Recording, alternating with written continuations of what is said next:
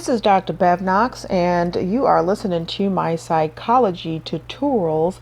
Learn psychology while you sleep. We are on Module 9, Sleep and Dreams. Don't forget to subscribe to this channel and turn on notifications to receive new psychology tutorials information. What is sleep? Sleep is defined as the periodic natural loss of consciousness as distinct from unconsciousness resulting from a coma, general anesthesia, or hibernation. Sleep in itself, there are many different mysteries involved in sleep, and some of them are attempting to be solved by people who focus on research in regards to sleep attached to recording devices, while others observe them by recording brain waves and muscle movements, and by observing and occasionally waking sleepwalkers. Researchers are glimpsing into the things that thousands of years ago common sense never told us. Perhaps you can anticipate some of their discoveries. Are the following statements true or false? When people dream of performing some activity, their limbs often move in concert with the dream. Is that true or false? 2. Other adults sleep more than young adults. 3. Sleepwalkers are acting out their dreams. 4. Sleep experts recommend the treating of an insomnia with an occasional sleeping pill. And 5. Some people dream every night, others seldom dream. All these statements are false. To see why, let's continue. And in case you forgot what the statements are, let me reread them, but understand all these statements are false. When people dream of performing some activity, their limbs often move in concert with their dream. That is false. Other older adults sleep more than young people sleep. That is also false. Sleepwalkers are acting out their dreams. False. Sleep experts recommend treating insomnia with an occasional sleeping pill. False. And some people dream every night while others seldomly dream. And that also is false. Let's talk about biological rhythms and sleep. Like the ocean, life has its rhythm and tides. Over varying time periods, our body fluctuate, and with them our minds. Let's look more closely at two of these biological rhythms: our 24-hour biological clock and our 90-minute sleep cycle. Circadian rhythm. How do our biological rhythms influence our daily functioning? The rhythm of the day parallels the rhythm of life, from our waking at a new day's birth to our nightly return to what Shakespeare called death's counterfeit. Our bodies thoroughly synchronize with the 24-hour cycle of the day and night, thanks to an internal biological clock called the circadian rhythm.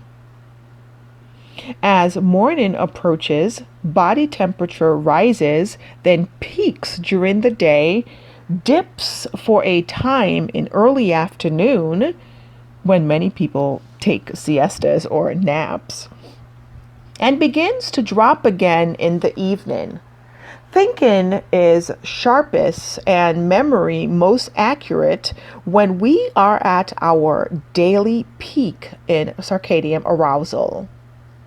Try pulling an all-nighter or working an occasional night shift.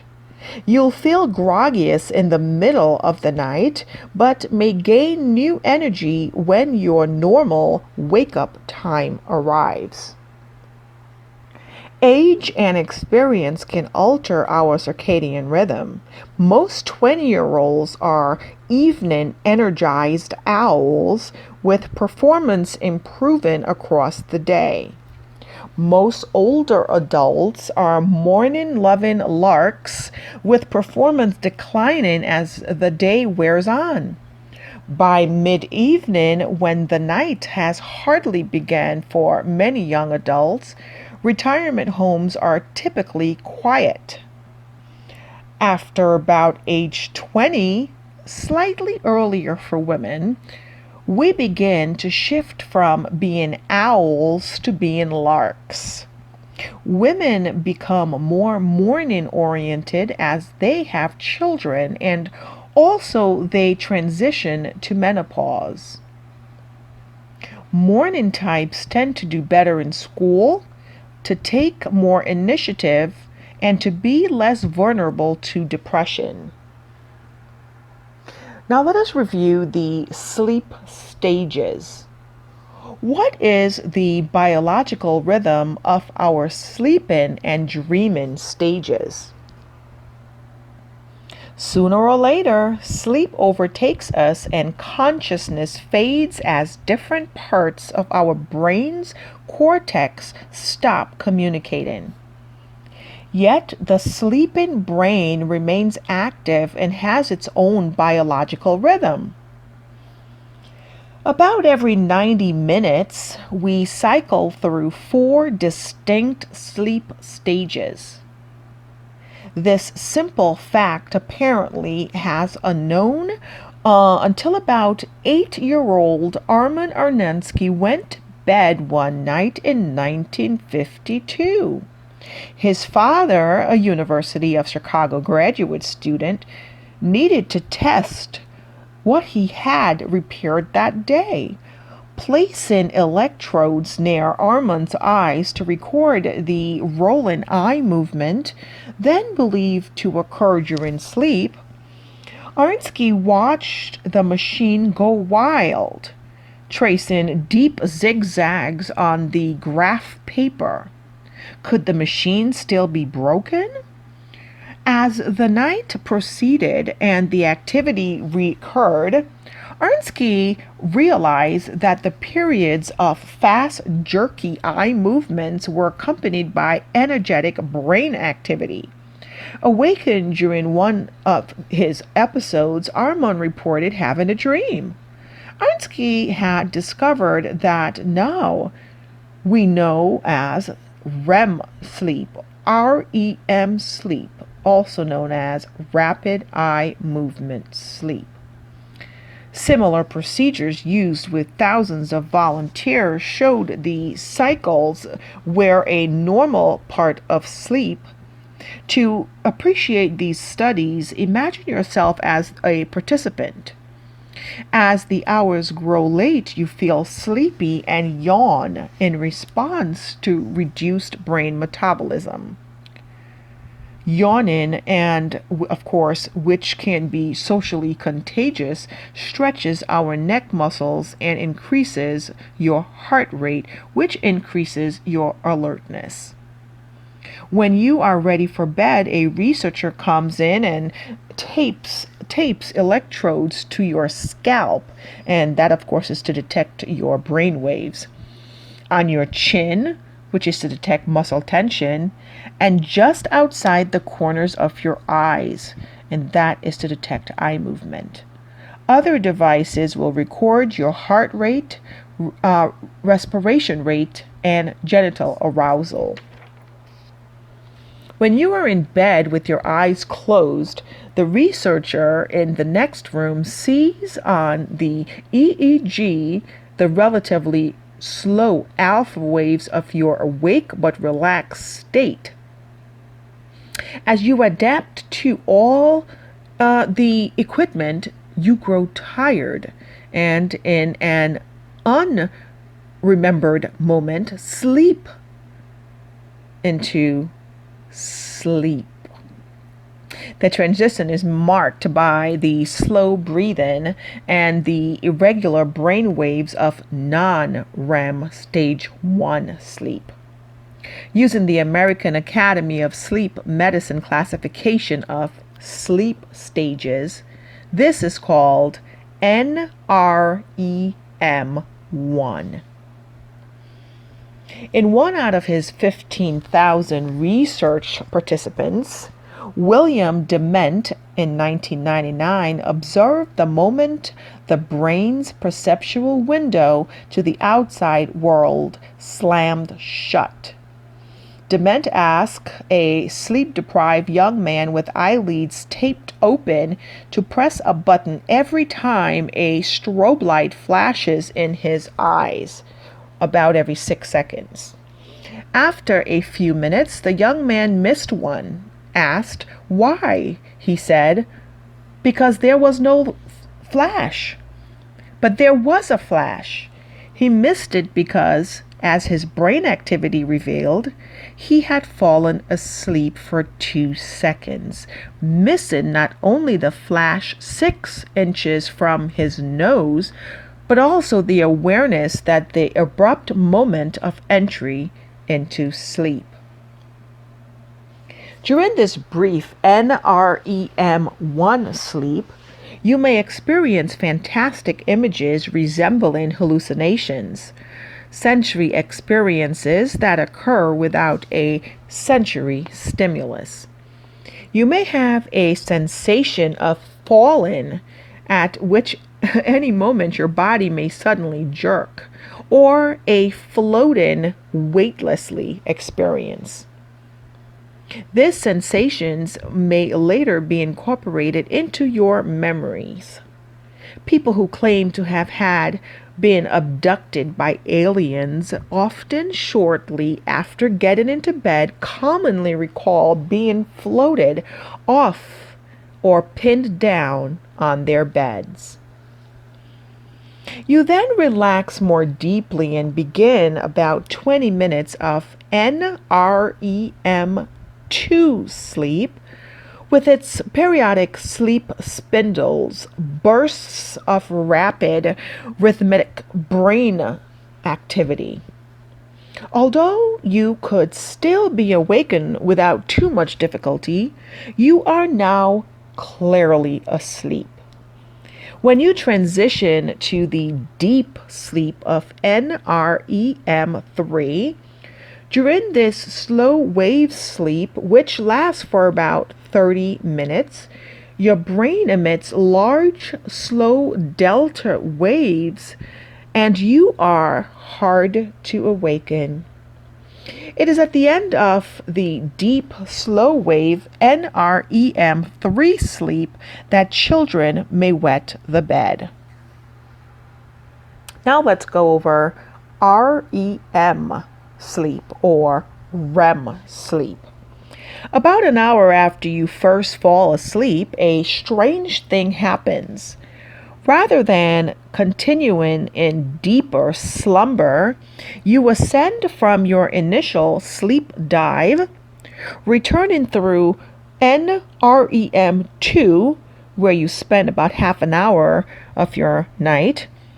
You enter the most intrigued sleep phase, REM sleep, or REM sleep.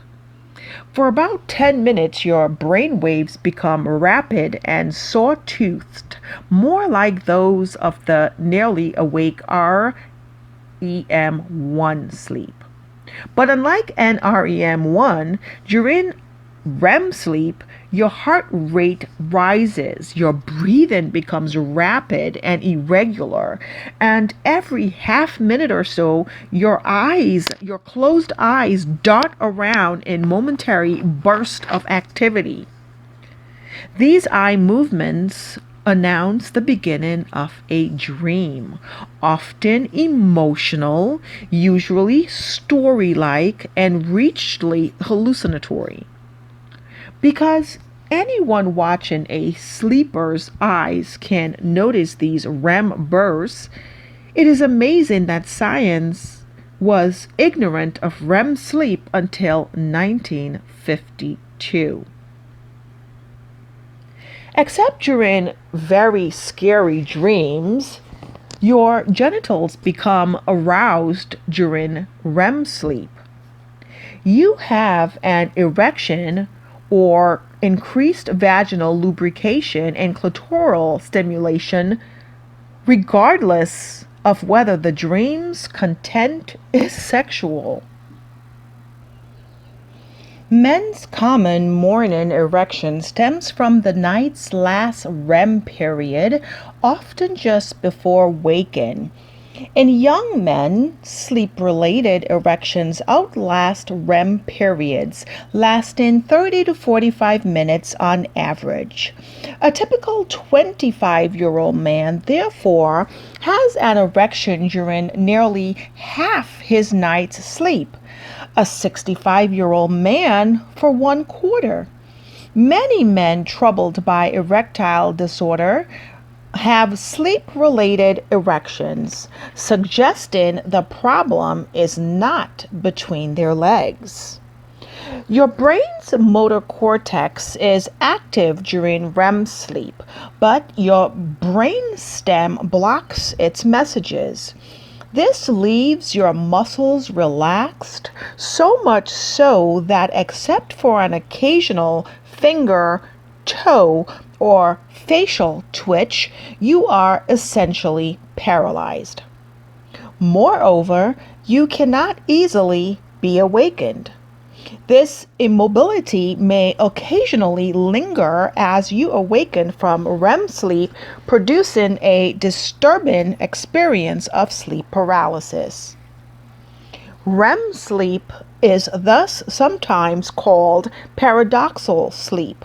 The body is internally aroused with walking-like brain activity, yet asleep and externally calm. The sleep cycle repeats itself about every 90 minutes for younger adults, somewhat more frequently for older adults. As the night wears on, deep NREM3 sleep grows shorter and disappears. The REM and NREM2 sleep periods get longer. By morning, we have spent 20 to 25% of an average night's sleep, some 100 minutes, in REM sleep. 37% of people report rarely or never having dreams that you can remember the next morning. Yet, even they will, more than 80% of the time, recall a dream after being awakened during REM sleep. We spend about 600 hours a year experiencing some 1,500 dreams, more than 100,000 dreams over a typical lifetime. Dreams swallowed by the night, but not acted out thanks to REM's productive paralysis.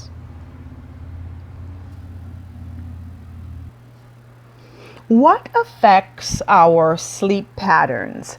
How do biology and environment interact in our sleep patterns? The idea that everyone needs 8 hours of sleep is untrue. Newborns often sleep 2/3 of their day. Most adults no more than 1/3, with some thriving on fewer than 6 hours nightly, others racking up 9 or more hours. There is more to our sleep differences than age, however. Some are awake between nighttime, first sleep, and second sleep periods, and some find that a 15-minute midday nap equals another hour of nighttime sleep. Sleep patterns are genetically influenced.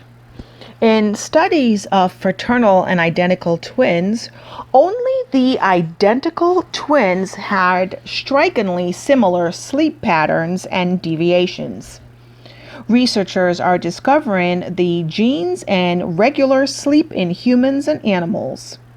Sleep patterns are also culturally influenced. In the United States of America and Canada, adults average 7 to 8 hours of sleep per night.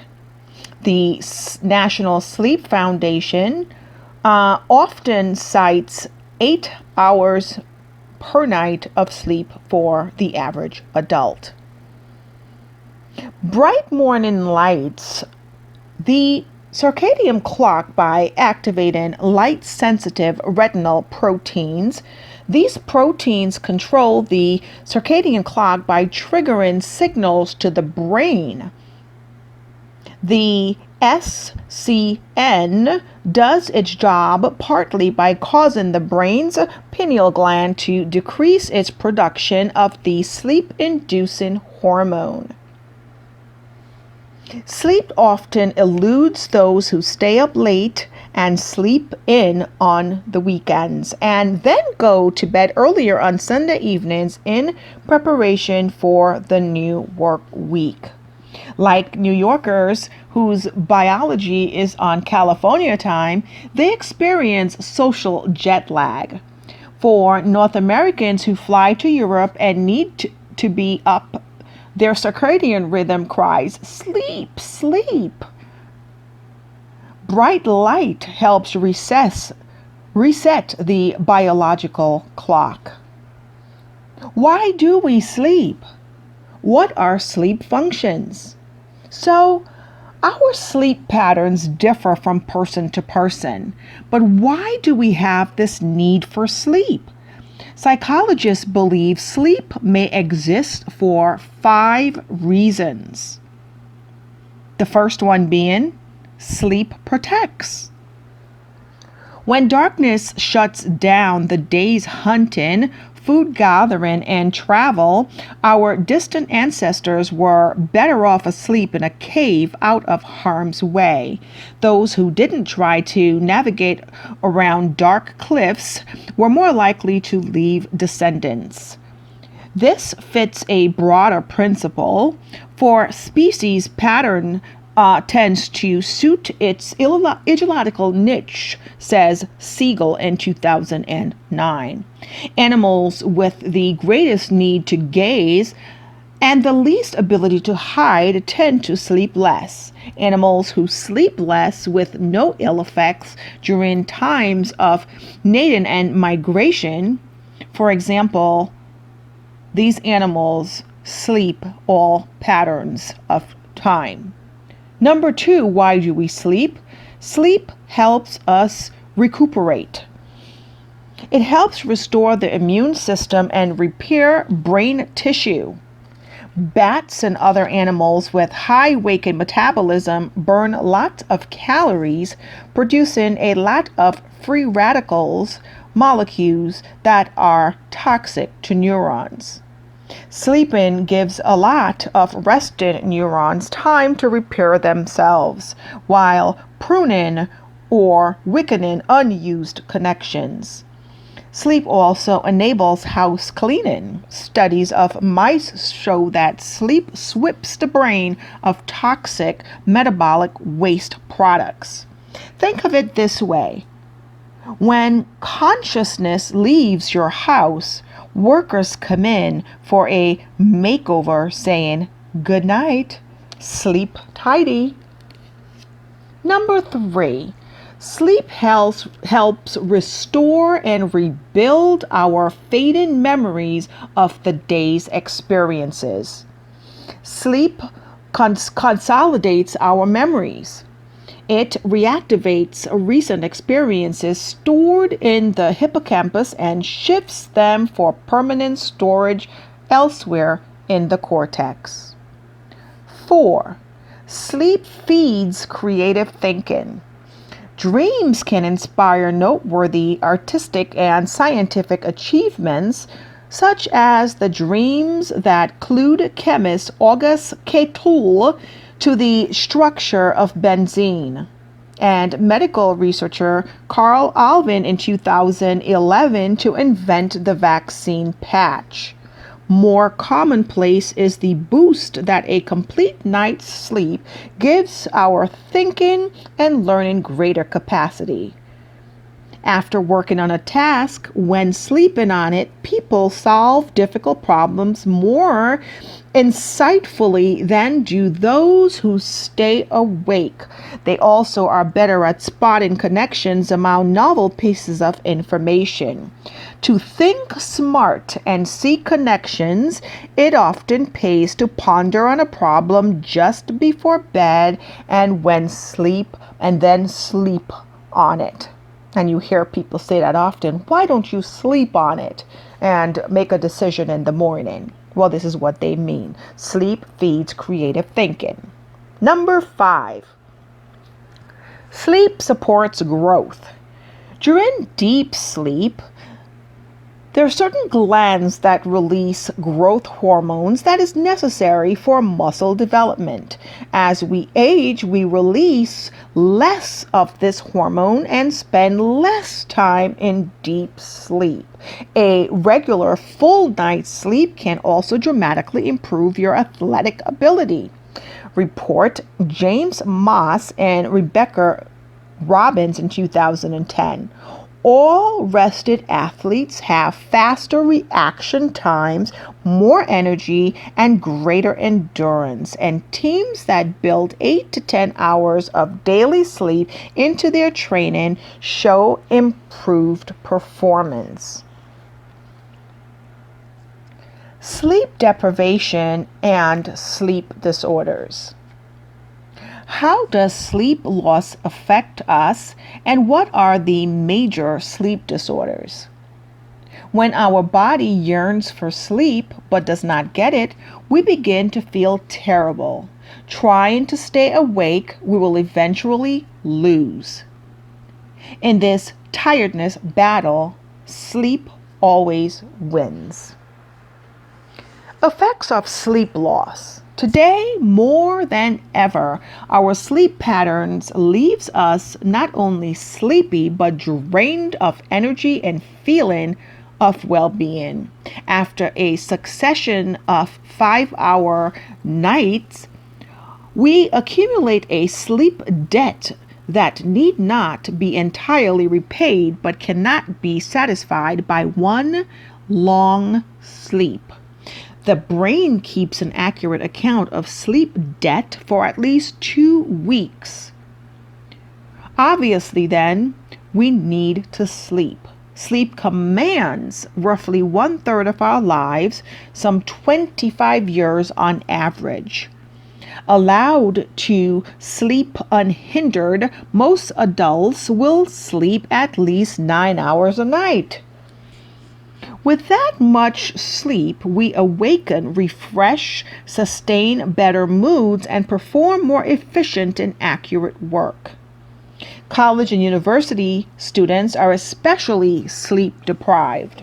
69%, in fact, in one national survey reported feeling tired or having little energy.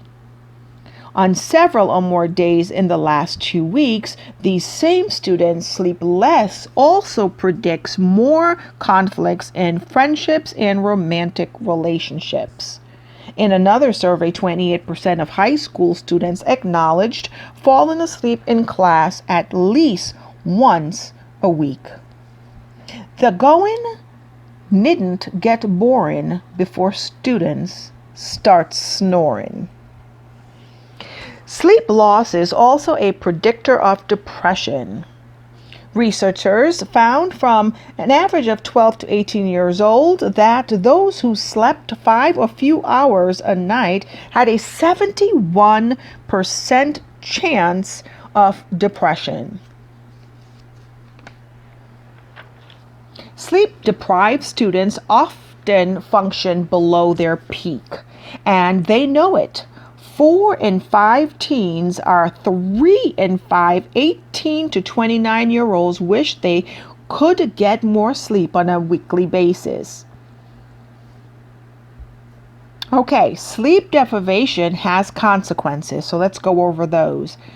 Difficulty studying, diminished productivity, tendency to make mistakes, irritability, fatigue, and noted mistakes. A large sleep debt makes you stupid, says one researcher. It can also make you gain weight.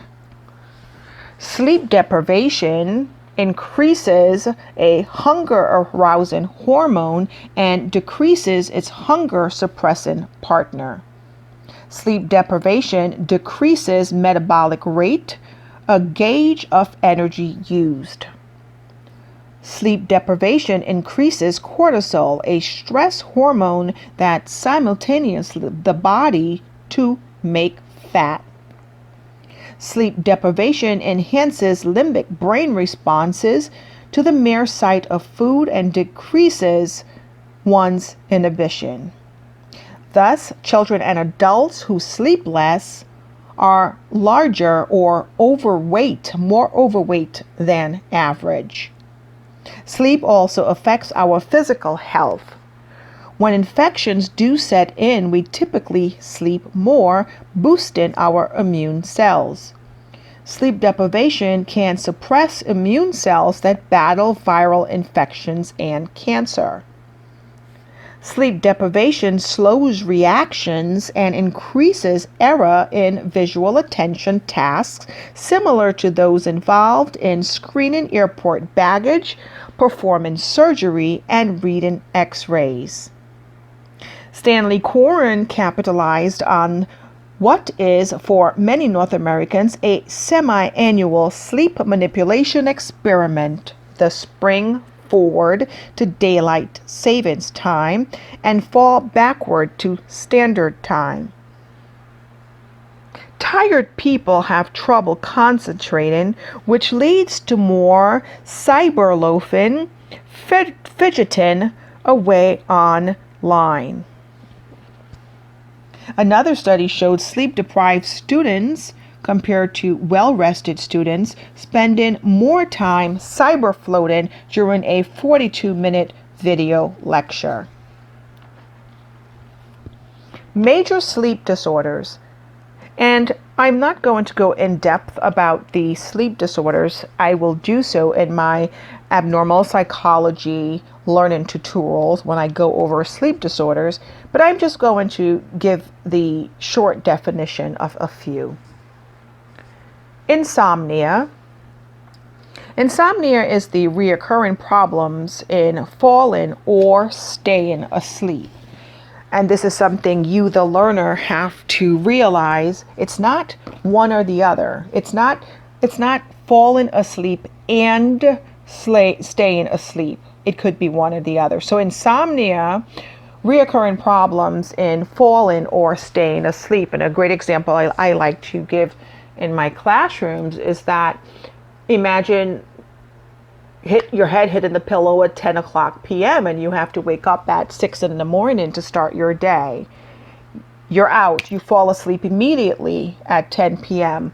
But then you wake up at 2 a.m. and you can't go back to sleep. And you're exhausted the next morning, of course, because your time to wake up is 6 o'clock. You're totally exhausted. Or your head hitting the pillow at 10 p.m. and you're restless. You're tossing and turning. You cannot fall asleep until 2 o'clock in the morning. And then you have to wake up at 6 a.m. to start your day. These are examples of insomnia. Narcolepsy is the next one. A sleep disorder characterized by uncontrollable sleep attacks. The sufferer may lapse directly into Rem sleep, often at inopportune times. So, narcolepsy is a sleep disorder characterized by uncontrollable sleep attacks. So, the average, an example of this would be, someone just doing their everyday job, maybe a teacher, and they're talking to the students sitting at their desk, and next thing you know, they fall asleep right there at their desk. That's an example of narcolepsy. Sleep apnea is another one. So sleep apnea is a sleep disorder characterized by temporary cessation of breathing during sleep, and repeated momentarily awakenings. So pretty much the person falls asleep, yes, but have temporarily stopped breathing, throughout the night, and of course waking up once they start breathing again. So this is where you see most patients use a sleep mask. For many of the folks with sleep apnea, they use a machine to help. It's called a CPAP, a CPAP machine, to help them with a better quality of life, sends oxygen through. Night terrors is another one. It's a sleep disorder characterized by high arousal and an appearance of being terrified. Unlike nightmares, night terrors occur during NREM3 sleep, within 2 or 3 hours of falling asleep, and are seldomly remembered. This is Dr. Bev Knox, and this is my psychology tutorials. Learn psychology while you sleep.